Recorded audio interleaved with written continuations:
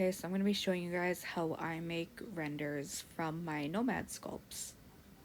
So for these renders, I'm just going to be using two programs, that is Medibang and Nomad. So in that file where you can save and create new and email and whatever, that's what we are going to be using. But first, I'm going to do some very minor edits on this head. This is the head that I showed a speed sculpt of, to just kind of show you like these are the steps I do to sculpt the head. So this is just kind of like my practice dummy head. She doesn't really have like a name or a character or anything. I don't even think I would. I don't know if I would even like print her at all. She's just kind of here to do some tutorials for. But here are the minor edits. I'm not even going to like cut out her eyes yet. I actually just used her for that tutorial to cut out the eyes quickly for like my Instagram story earlier. So we are just coloring her to the color we want. Roughness is what gives it that kind of more matte appearance. So set the roughness to whatever you want. And then the metallic, of course, just makes things more metallic. If you put the roughness on low, then it gives that glossy appearance. So just right here, you see how we're in that save section. Go to render and have the background as transparent. I exported it as 1080p, but you can do whatever you want. Then we're going to go into a drawing app. I'm going to be using Medibang. And then we are just importing it in. So using the soft eraser, we are erasing the extra details that we either don't want included or that will affect our later render. So for this, we're going to be drawing eyes underneath, and then we're going to be drawing a neck underneath. So for the neck, I just use the color picker and go for the darkest color on the sculpt. When I do shading, I'm going to be putting it on Protect Alpha or alpha locking, whichever one is on your drawing program, and we are just going to color pick repeatedly from the head for the colors. And that's how you get this nice blended look where it looks like it was sculpted from the original file itself. And then for the eyes, we're going a layer down from the head, or whatever, as long as it's a layer lower than the head. We are picking our colors for the color options. I would say go for something more muted, even if you do want something very bright and vibrant. Getting it as that muted option instead will give it that more realistic feel. You can shade these however you want, or you could just follow what I'm doing. It's up to you. This isn't like a specific style or anything. This is just kind of like what I'm doing. It's not very realistic. And for eyeliner, I'm just doing this very deep muted reddish brown color. You can see that I color picked it from the red section of the color, not the color wheel, the sliders, the color sliders. Same for the waterline. We are using a very muted reddish pink color. You can see I messed up and I made that pink too bright. And then we are just copying and pasting it and putting it on the opposite side. So super easy for that. The eyelashes, I am using the sharp pen. So that's how you get these very pinched lines for the eyelashes. And for those, I am using the same color as the eyeliner, and then I'm going over it in a second layer with the black. So I'm just using kind of reddish version of the darkest shade on her as the shading. We are trying to keep some of the vibrancy that is lost from Nomad, since Nomad doesn't really give you that very nice bright pinks and reds. We're just replacing that now. And then for the highlights on her, I am using a mix of reds and yellow. Not the highlights. For the shading, I'm doing mainly reds and yellows. You can see everything is done in just very tiny layers. If anything gets too built up, I do bring the opacity of that layer down. It's better to do a cajillion different semi-transparent layers than it is to do one or two very harsh and solid layers. You can see now I'm just erasing that extra. This would be a good idea to also protect, not protect alpha. This would be a really good idea to use clipping for. I was just an idiot and didn't use it for this for some reason, which is really stupid because I use it later on in the video. So, like, I'm aware that I should have used it. I just didn't because I'm dumb. But here we are giving her just like a heart highlight. You can do more realistic highlights. I'm just not because I think shapes are cute. For the eyes, we are going in with a dark gray with a tiny hint of red. You can see I'm still using the red color to pick that color. And then we are doing the light end by getting our airbrush on large and very, very, very transparent, like 5%, and going at it with a pure white.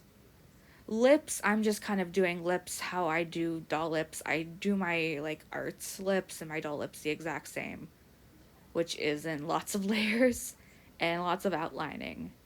As you can see, I'm using this kind of reddish purple color, this kind of pinkish, like it's a deep magenta, and then we are making it super transparent.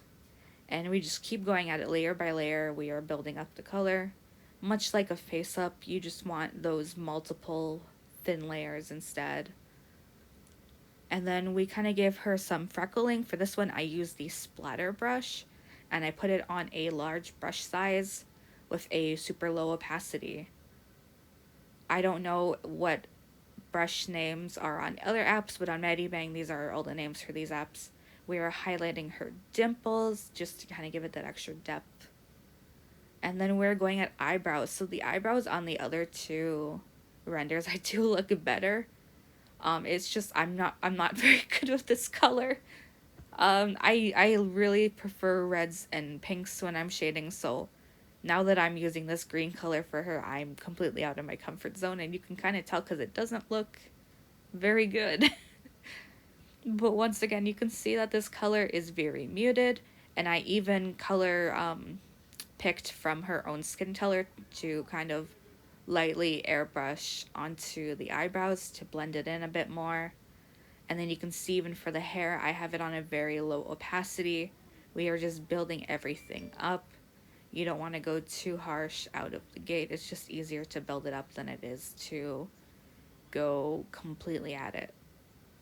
So we are using this color. I really like these muted kind of olive tones, where even though my color picker is in the orange section, if you look, it still gives off this very green appearance. And then we're going with yellow to kind of shade it in. So don't be scared to use like completely different colors than what you would expect. Like how for the grays of the eyes, I used red. And then for this hair right now, I'm using orange, yellow, and blues for the hair instead, even though she has green hair. Because you can always play around with how saturated a color is, and you can always play around with how dark a color is. Value and saturation change colors so much. And then for her lips, I'm giving her a very glossy lip. Like she has a very high shine lip gloss on. And then for the background, we're going to the very bottom of the layers. And we're just picking whatever color. I'm doing colors that kind of match her eyes and her lips, which is that muted pink and some purple. Here is a close-up of her. You can see the freckles a bit better. And then a better shot of her. I left it for... Oh, that was weird. So the same process here. This was actually my first attempt at rendering this style. So I did use, just like, I did use resin eyes as a reference for what kind of shading I would use because I wasn't sure how muted I would have to go.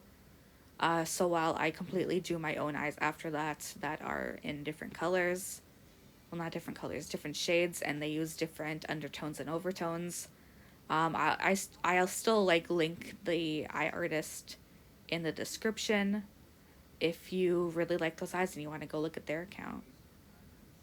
So same thing on this one. We did the exact same process for the exporting and the rendering. and all of that on Nomad, and then we are doing the exact same thing on our Medibang.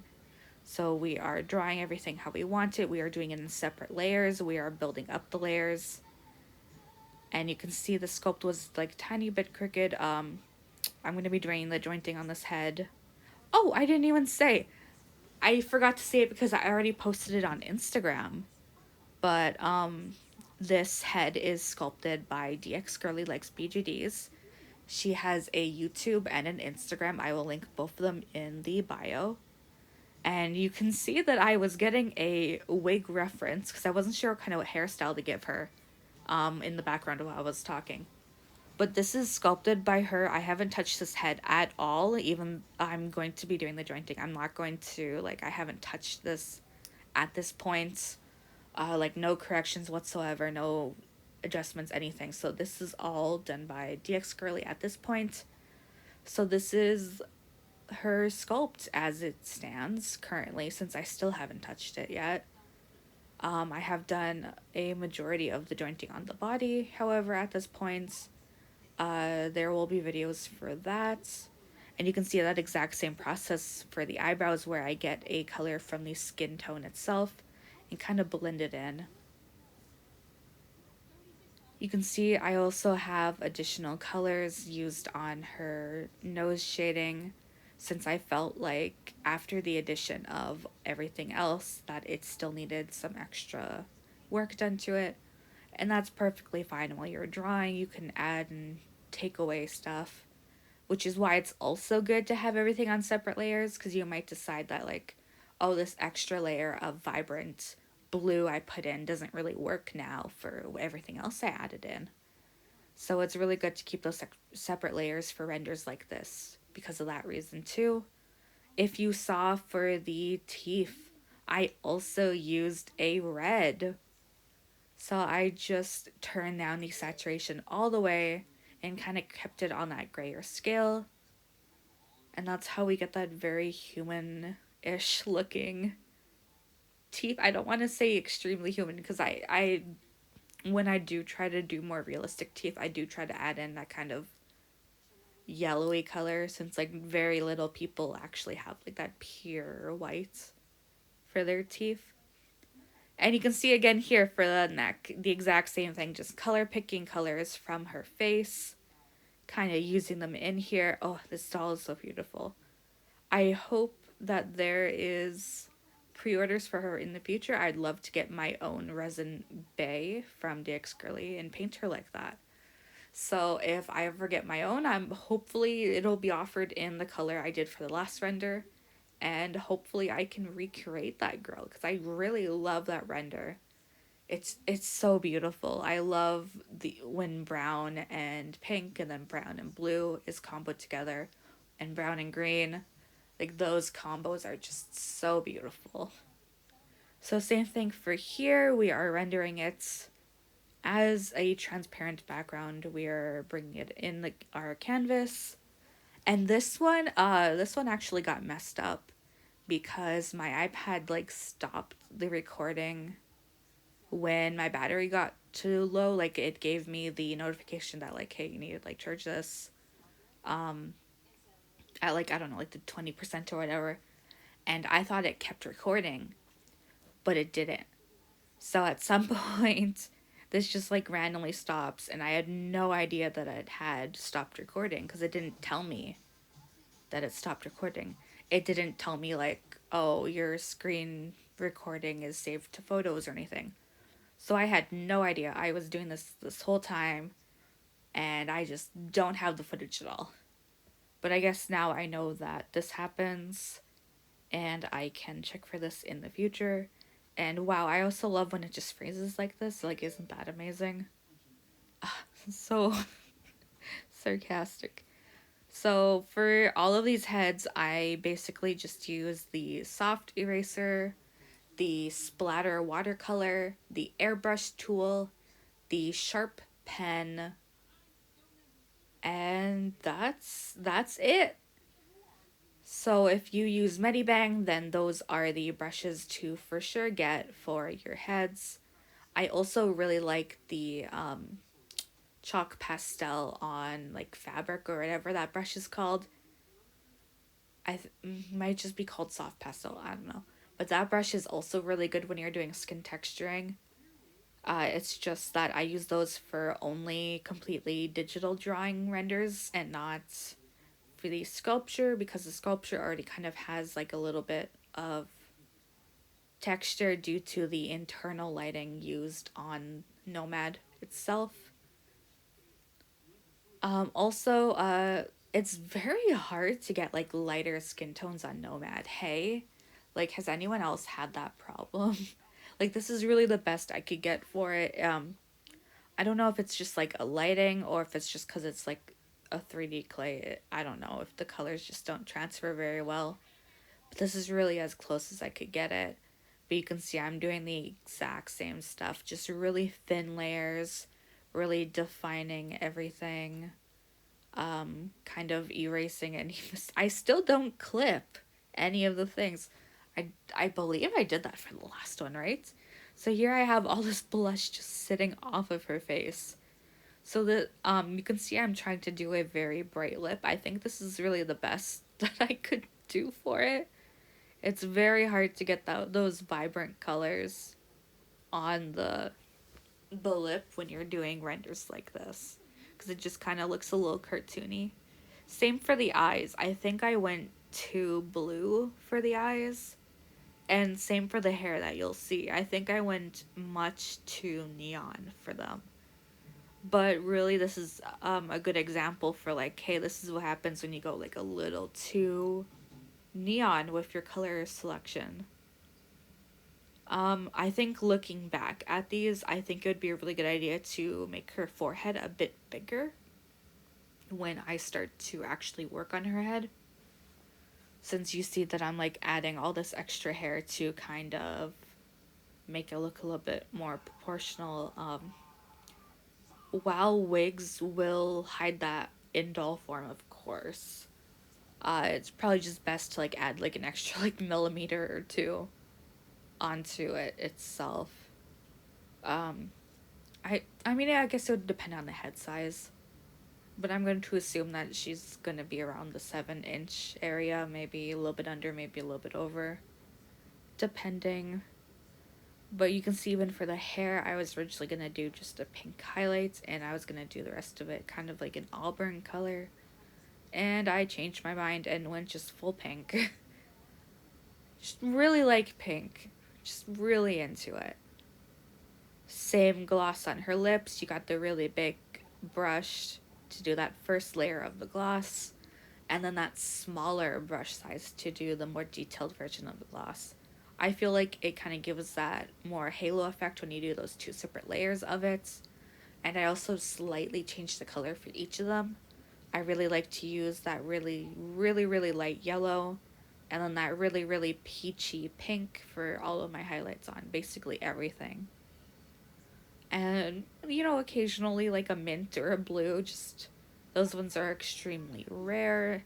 Everything is really dependent on what the undertones of your render are and what colors you are aiming for. But I tend to lean very red for mine. And here is her render. Here is the close-up. You can see I also put some of the sparkle brush on her. Sparkle brush is also really good. I personally prefer the second sparkle brush over the first.